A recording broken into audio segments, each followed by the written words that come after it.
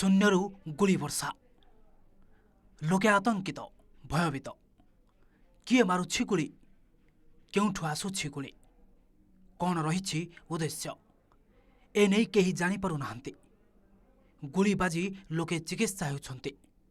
एभली घटना देखिबाकु मिलिछि आठगड़ ब्लॉक नुआशासन गाँव।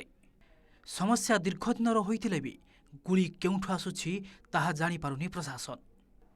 गाँव में पड़ुछि मेंचा मेंचा गुली छक बजार ठु आरंभ करी गाँ दांड। गुलीर प्रेसर एते रहिछि जे घरर आजबेस्ट भी कणा होई जाउछि। जनसाधारण गुली खंडिया खाबरा हेउछंती। तेणु गाँवर जड़े मुखिया एने अभियोग आनिछंती सरकार पदक्षेप न नेले राजरास्ता को ओह्लाइबो। खाली मनीष नुहंती गाई गोरु मध्य गुली माड़र शिकार होउछंती।